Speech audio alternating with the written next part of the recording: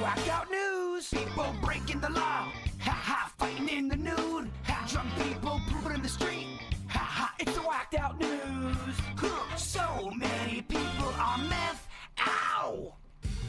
I saw this crazy switched at birth story today. Even as a child, Kevin McMahon always felt something wasn't right.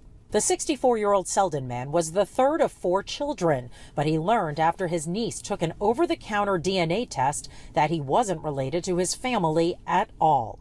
A little digging into birth records, Kevin learned he was switched at birth with another male baby named Ross McMahon. Both boys born on the same day at Jamaica Hospital within hours of each other. They were switched before the birth certificates were even signed. As a baby, Kevin's mother was an alcoholic and couldn't always care for them. His 3 siblings would stay with his paternal grandmother. Kevin was sent to live with a friend's family. Kevin did meet with the family he never knew. Ross, the boy he was switched with, and Keith, the little brother he never knew. And Kevin's sister Carol met Ross, the brother she is getting to know.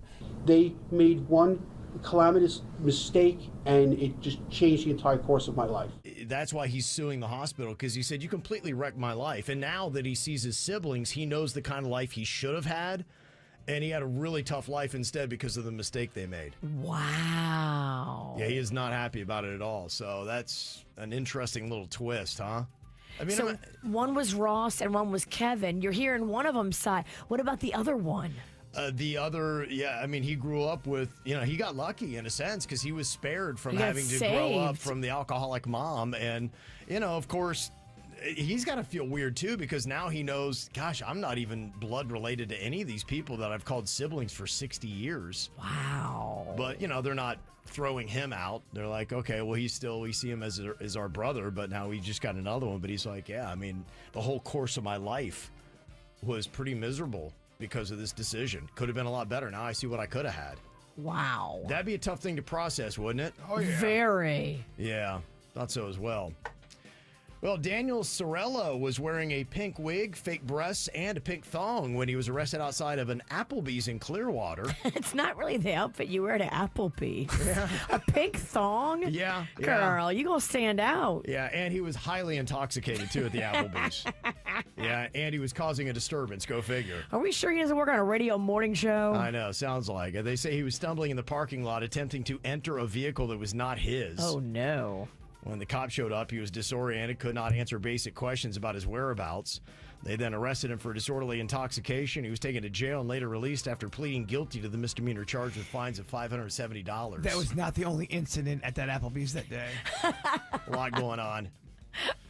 Police in Kentucky recently arrested a naked man walking on a highway. When they found him, a cop asked him what he was up to, and he said, I'm just going to go get some pants. But first, I'm going to hit up Applebee's. Yeah, that was his answer.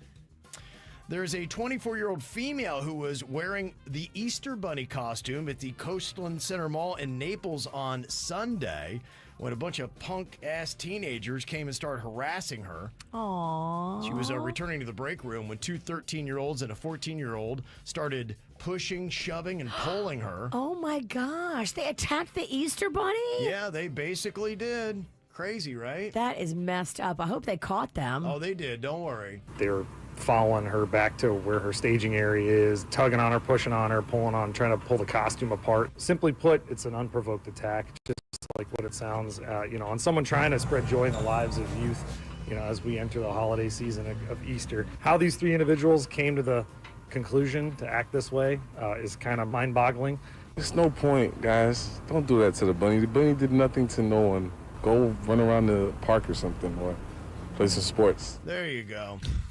Yeah. Who attacks the Easter Bunny? Mm-hmm. Monsters.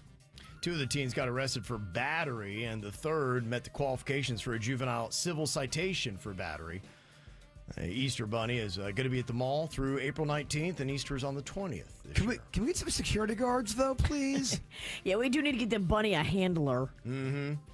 A 37-year-old man has been charged with stealing and damaging an 800-pound cannon from the Spanish-American War Memorial in Wichita, Kansas. Wow, he Grand took Theft Cannon.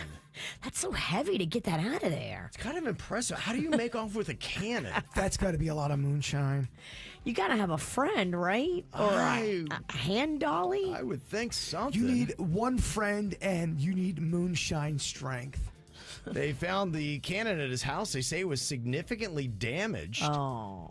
It was created in Seville, Spain back in 1794. If you're the judge and you can give a sentence out for that person, what do you give? 6 months. He's going to be looking maybe at more than that because the cannon was valued at over $100,000. Oh. So, and it has aggravated criminal damage to it on top of it.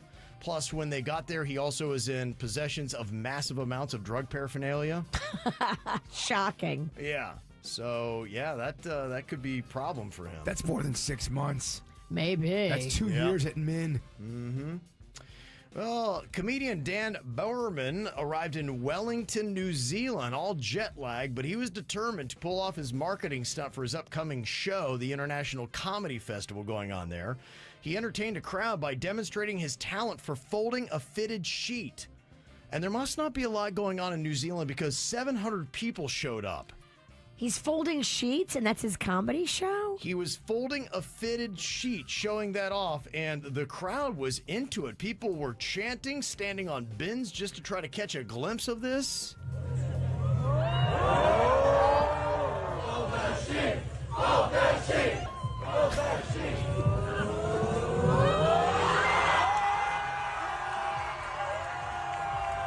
And they were pumped. Part of me thinks it's so stupid, but part of me really wants to be a part of it. Maybe it's so stupid that it's awesome. Yes, exactly. Yeah, maybe that's the thing. Like, he gets up there and does the dumbest thing ever, but they're all hammered maybe or just love his act. And sometimes it's just fun to get excited for something. You can buy into stupid. Yeah, totally. Okay. It's called KVJ Live. Yeah. Well, Uber has released its 2025 Lost and Found Index, listing bizarre items that people left in rideshare cars. Is my last cell phone in there? Nah, I don't think it made the list. It's not even close to the weirdest thing. People have left a mannequin head with human hair.